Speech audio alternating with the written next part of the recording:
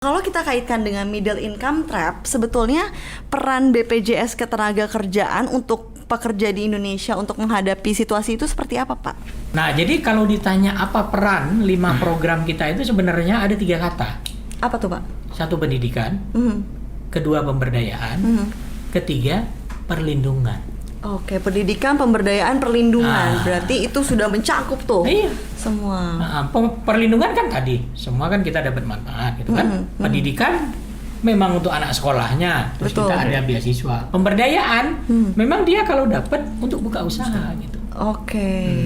Luar biasa sih, berarti Gitu. segitu pentingnya ya Pak Iya. jaminan sosial bagi para pekerja di Indonesia.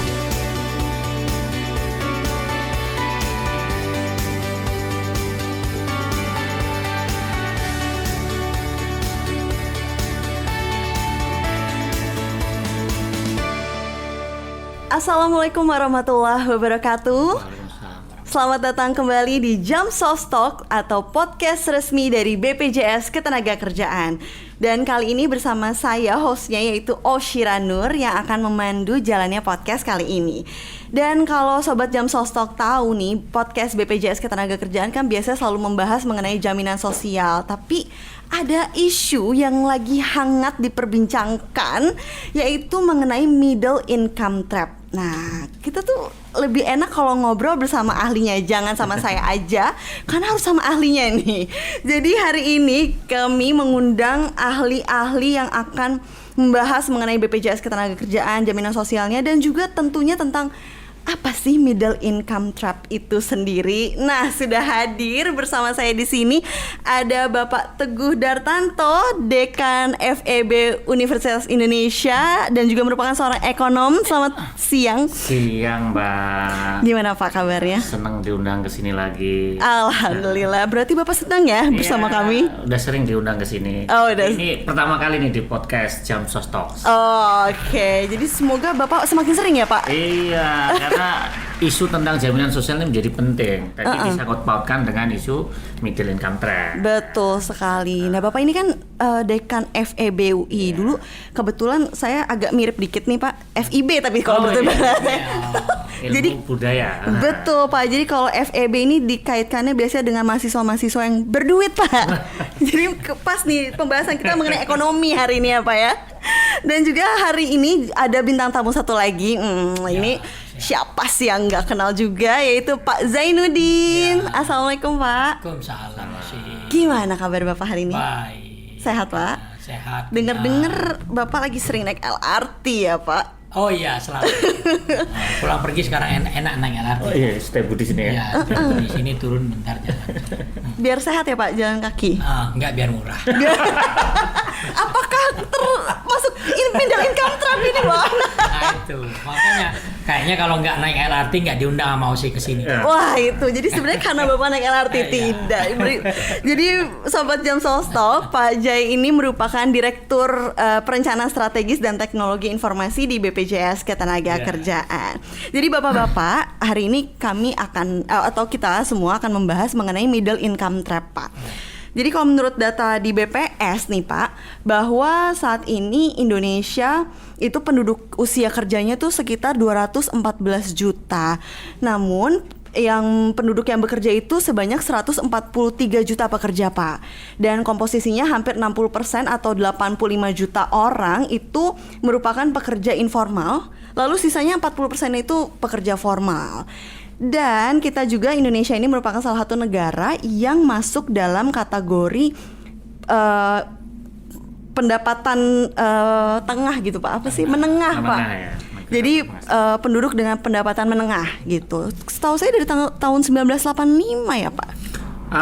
Iya, tapi kategori menengah ini kita itu udah menengah atas. Menengah atas. Sehingga memang, tapi menengah atas itu untuk sampai kaya itu memang rentannya cukup panjang ya, dari 4.500-an sampai 13.000-an, sehingga memang ada rentang panjang yang harus dilalui gitu. Artinya memang secara statis ini kadang kita naik turun aja karena kita di klasemennya ini di border ya. Oke. Kadang kita naik di menengah atas, kadang kita menengah gitu. Artinya memang kita ini dalam proses menuju yang negara berpendapatan tinggi. Cuman memang prosesnya masih panjang gitu.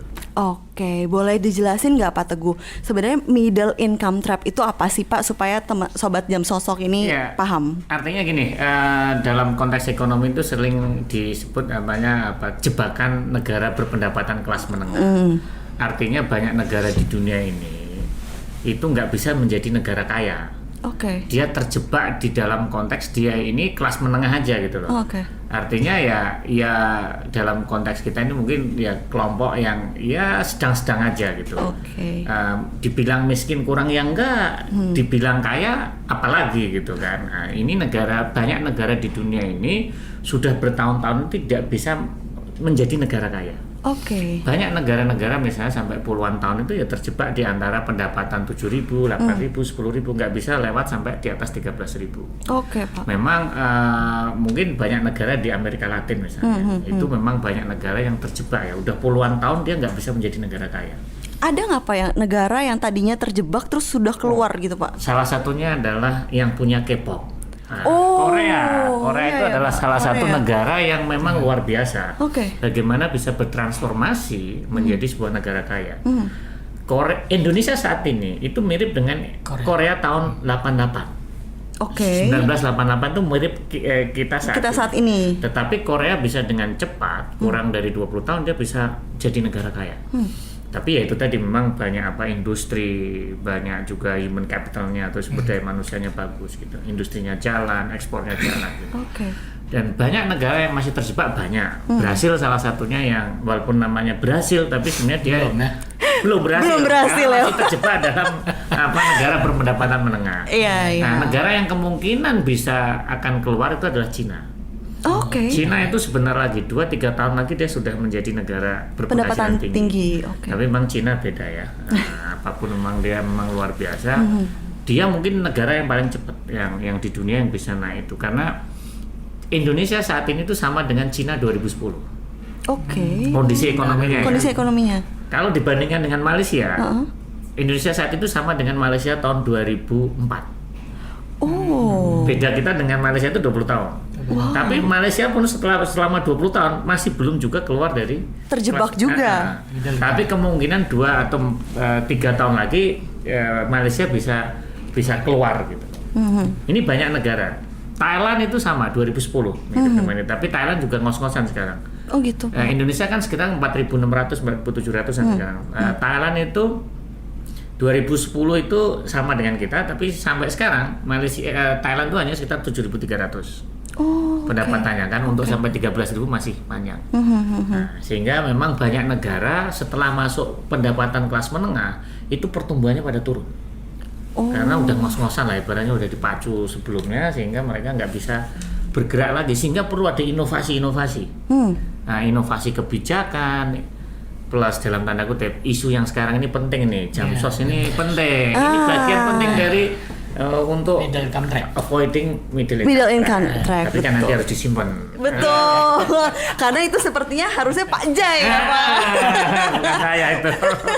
Ya Pak Jai. Jadi tadi kan kata Pak Teguh, wah ini tuh jaminan sosial itu sepenting itu Pak. Jadi Bapak tuh melihatnya middle income trap seperti ini tuh apakah menjadi sebuah tantangan atau malah peluang Pak dalam universal coverage kita Pak? Kalau disuruh milih, gue lebih milih opportunity. Oke. Tapi sebenarnya tantangan juga iya, jadi bisa dua-duanya. Nah, Oke. apa opportunity-nya gini? Tadi Pak Teguh cerita Korea itu bagus gitu kan, keluar dari middle income trap-nya itu sebenarnya salah satunya yang dia benahin adalah jamsosnya. Oke. Jadi negara sejahtera itu adalah negara yang jamsosnya kuat. Nah, contohnya negara-negara Skandinavia ya Pak. Itu dana kelolaan jaminan sosialnya itu ada yang 1,5 kali dari PDB-nya, produk domestik brutonya. Ada yang 200% dari PDB-nya kayak Denmark ya Pak ya. Nah itu tuh negara sejahtera, maka di sana kan orang lebih happy ya sih ya. Betul Pak. Lebih happy ya. Nah sekarang opportunity-nya adalah Indonesia di mana? Indonesia itu dana kelolaan nih, data dari apa? Kemenkeu ya Pak Teguh ya. Itu dana kelolaan jaminan sosial kita itu hari tua pensiun itu hanya sekitar 6-8% dari PDB ya Pak. Nah, bayangin tuh. Wow. Hanya 6-8% dari PDB. Padahal katanya, ini Pak Teguh nanti koreksi saya, negara itu kalau mau maju, best practice-nya minimal 60%. Jauh sekali berarti kita, Pak. Jadi jawabannya apa? Tantangan atau apa itu? Bisa dua-duanya sih, Pak. Nah, jadi opportunity-nya sebenarnya adalah tadi ruang untuk kita ya hadirkan Jamsos untuk semua masyarakat Indonesia ya, yang katanya bonus demografi itu sebenarnya masih sangat ceruknya gede banget. Tadi yang Osi cerita 60% informal gitu kan. Nah ini peluangnya. Jadi kita ini kalau mau nyari peserta sebenarnya di mana-mana masih gampang, banyak yang belum. Nah itu opportunity-nya gitu ya. Nah jadi ancamannya tadi kalau Indonesia itu ya Pak Teguh ya nggak berhasil mengkoreksi ini, jaminan sosial kita itu sebenarnya kalau nggak kuat-kuat banget dan mulai sekarang harusnya semua stakeholder paham ini, kita itu bisa jadi negara yang tadi Pak Teguh cerita. Bonus demografi itu bisa jadi bonus atau bisa nggak jadi bonus sebenarnya. Nah itu tergantung lo ngelihatnya dari mana. Bisa ancaman, bisa juga opportunity-nya. Tapi kalau kita insan BPJS harus lihat ini opportunity sebenarnya.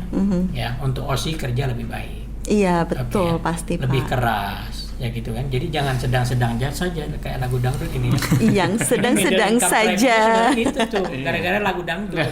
Makanya harusnya dulu harusnya diganti. Jangan sedang-sedang. Apa harusnya Pak? Tinggi-tinggi banget. Nah itu supaya kita nggak middle income trap. Pengaruh lagu dangdut. Oke Pak Jai, kita beralih ke Pak. Saya jadi pengen nyanyi nih Pak. Yang sedang-sedang saja. Oke, itu kalau lagu itu nggak ada dulu nggak kena ini kita Pak. Nah, udah maju kita Pak. Kita seneng yang sedang-sedang aja.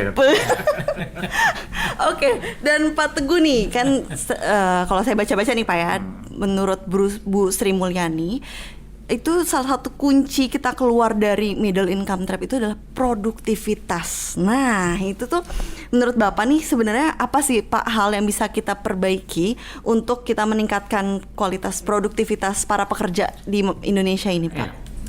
Produktivitas tenaga kerja itu benar. Artinya memang kalau kita bisa produktif kan kita bisa menghasilkan lebih banyak ya. Kalau misalnya lebih banyak kita bisa bergaji lebih tinggi, pendapatan kita lebih tinggi. Nanti ujungnya kan kita akan kaya. Tapi 3 hal yang saya lihat dalam konteks meningkatkan produktivitas tenaga kerja kita itu ada 3. Yang pertama adalah sumber daya manusia yang unggul ya. Itu kata kuncinya pasti pendidikan, kesehatan harus baik. Yang kedua harus ada pekerjaannya yang layak.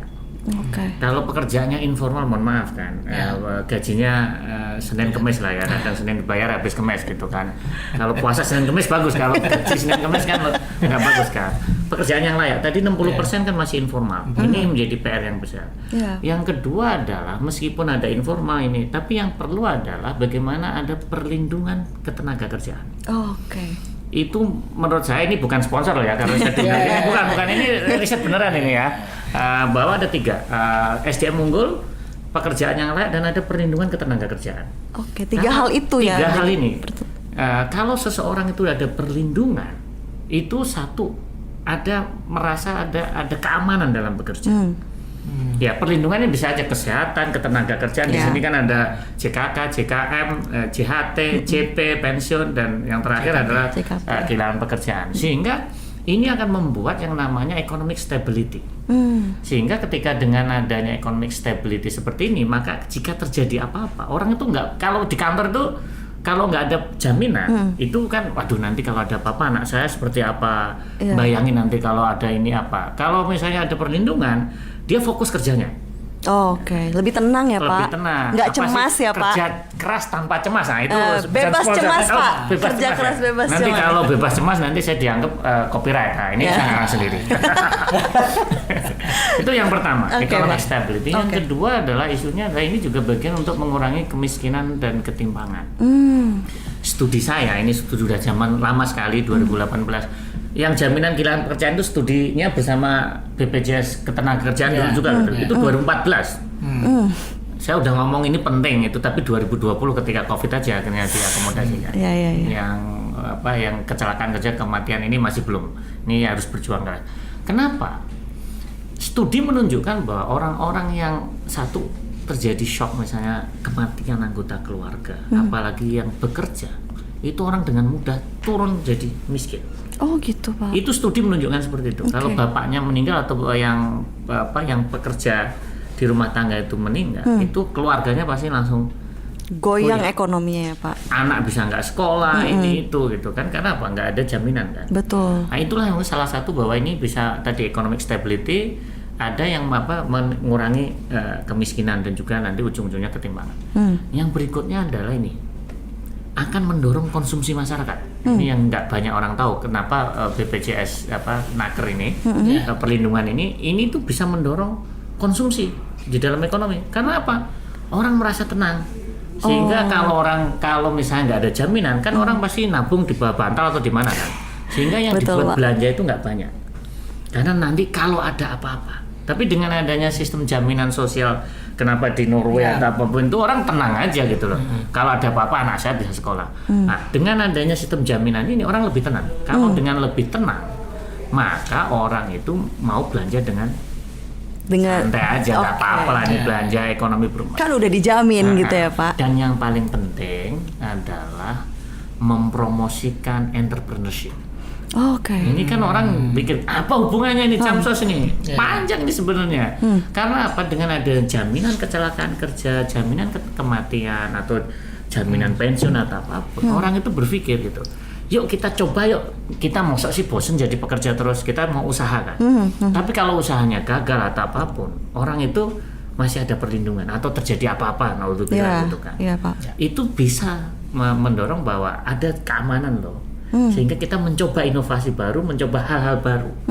Ini yang belum banyak diangkat sebenarnya. Mendorong entrepreneurship itu bisa melalui sistem jaminan sosial. Dan pastinya kalau sistem jaminan sosial ini besar, ini kan sumber pembiayaan pembangunan. Betul. Ini yang harus diangkat. Kayak Pak Teguh udah baca visi misi kita. Oh aduh, ini nggak dibayar loh Pak ya. Ini karena riset beneran nih. Takutnya nanti karena di podcast di sini saya bagus. Karena saya sudah pernah meneliti di tahun 2014. Kalau ini dijalankan, akumulasi dana itu bukan 6% lagi. Hitung-hitungan kita sudah ini dan sampai sempat khawatir dulu saya. Financial market kita sanggup nggak?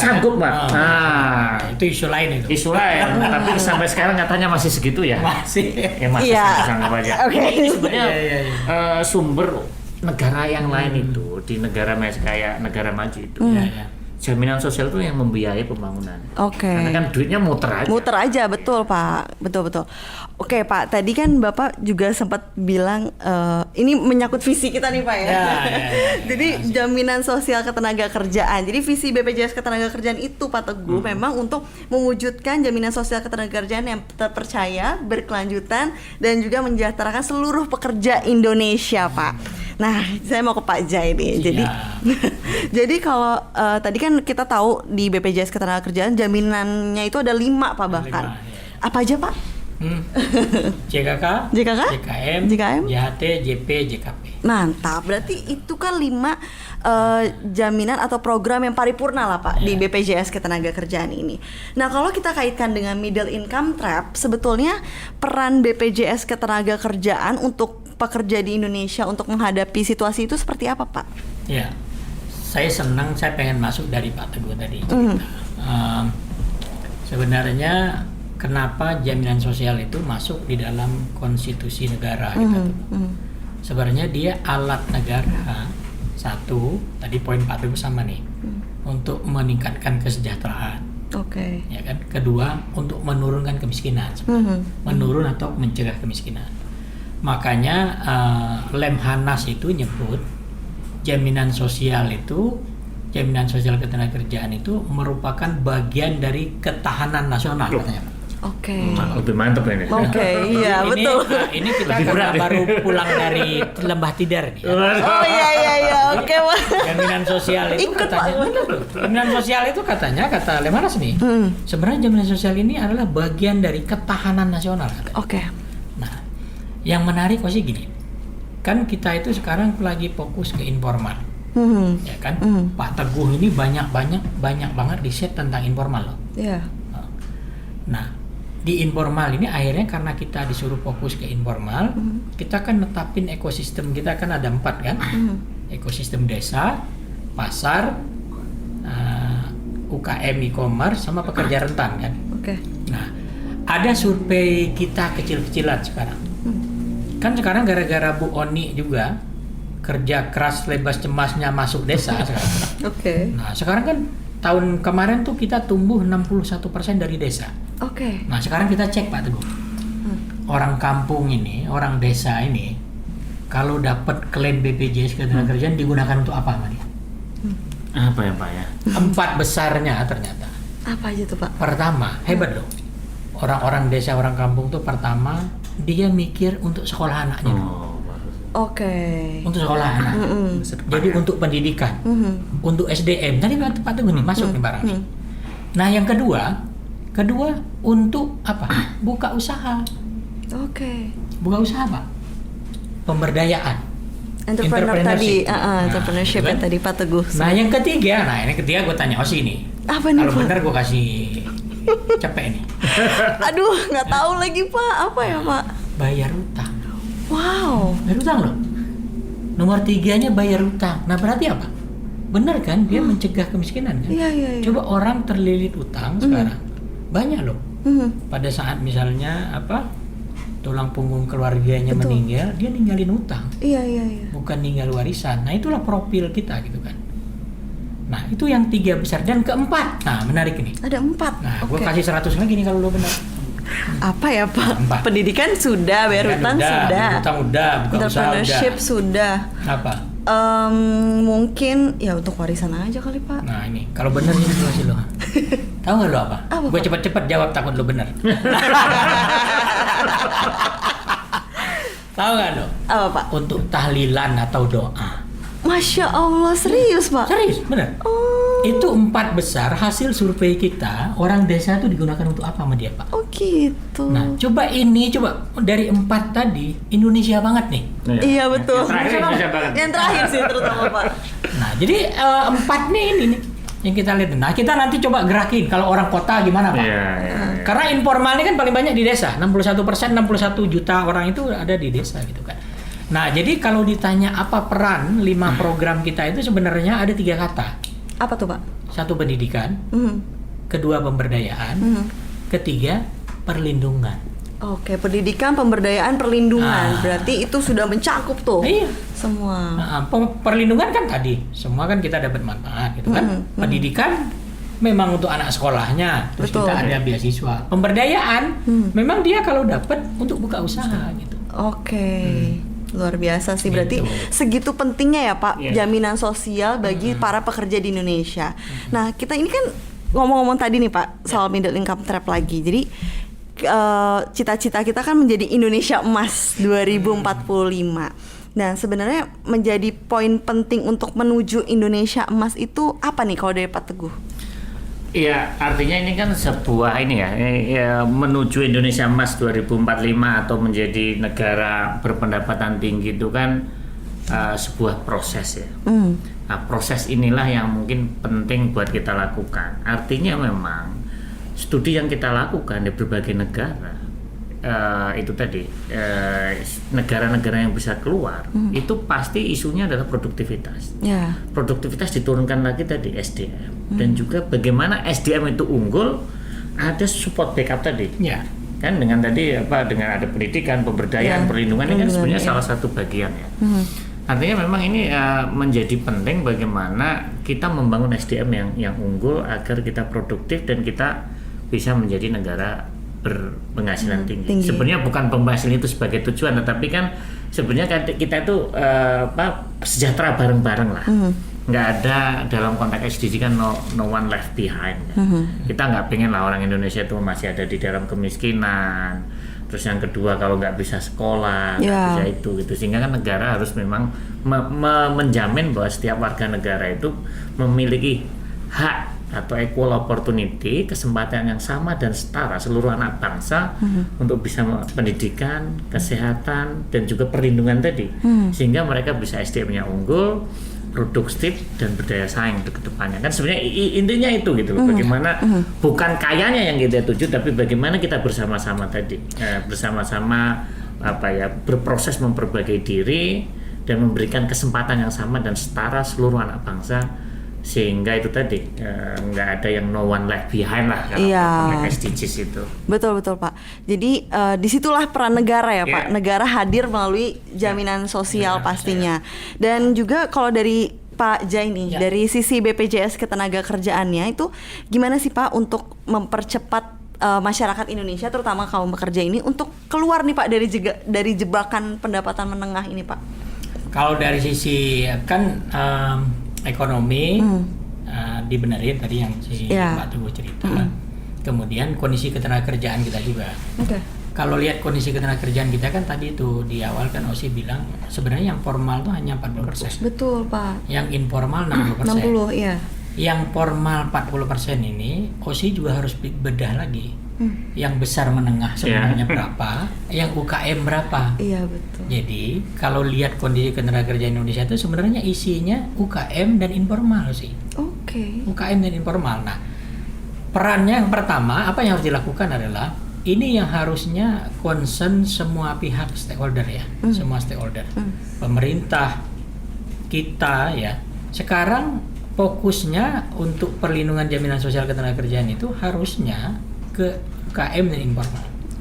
Karena kalau mau keluar dari middle income trap tadi, salah satu toolsnya kan adalah Jamsos kan. Betul. Karena Jamsos itu tool untuk naikin kesejahteraan sama mencegah kemiskinan kan. Betul Pak. Berarti kalau Jamsosnya nggak ada, orang bisa miskin atau kesejahteraannya kan nggak naik. Nggak naik gitu ya Pak. Terjebak aja di situ. Terjebak. Nah, kita zoom in lagi informal kita itu siapa?